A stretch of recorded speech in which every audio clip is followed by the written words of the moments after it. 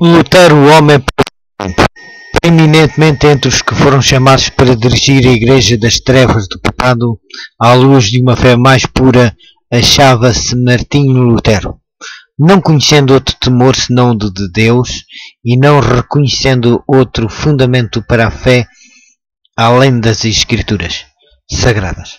Foi o homem para o seu tempo. Os primeiros anos de Lutero foram passados na humilde lar de um camponês alemão. O seu pai destinava-o a ser advogado, mas Deus tencionava fazer dele um construtor no grande templo que tão vigorosamente se estava a erigir através dos séculos. Agruras, privações e uma disciplina severa foram a escola na qual a sabedoria infinita preparou Lutero para a importante missão da sua vida. O pai de Lutero era um homem de espírito ativo. O seu genuíno bom senso levava-o a considerar com desconfiança a organização monástica.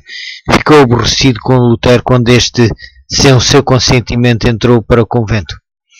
Decorreram 2 anos antes que se reconciliasse com o filho, e mesmo então as suas opiniões permaneceram as mesmas. Os pais de Lutero esforçavam-se por instruir os filhos no conhecimento de Deus.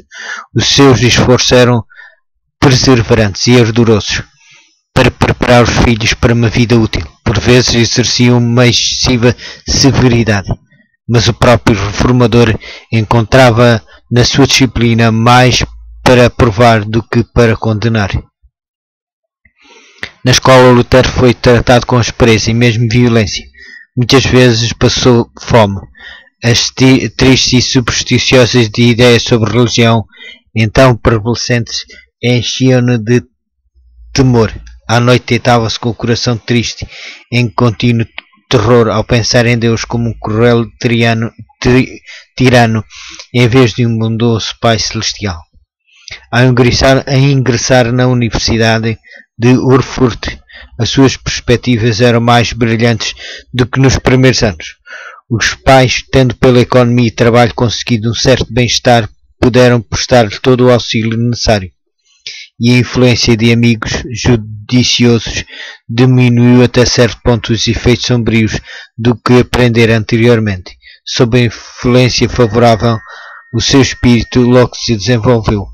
A incansável aplicação colocou-o em primeiro plano entre os seus companheiros. Lutero não deixava de iniciar cada dia com oração, em que o íntimo estava continuamente a respirar uma súplica de orientação. Orar bem, dizia ele, muitas vezes, é o melhor método de estudo. Enquanto um dia examinava os livros da biblioteca da Universidade de Lutero, descobriu uma Bíblia latina, livro que nunca vira antes. Tinha ouvido porções do Evangelho e epístolas e supunha que isso fosse a Bíblia toda. Agora, pela primeira vez, olhava para o todo da Palavra de Deus, com reverência e admiração. Folheava as folhas, as páginas sagradas e lia por si mesmo as palavras de vida, detendo-se a fim de exclamar: "Oh, se Deus me concedesse possuir este livro!" Anjos estavam ao seu lado, raios da luz divina revelavam tesouros da verdade à sua compreensão. Profunda convicção do seu estado pecaminoso apoderou-se dele como nunca antes.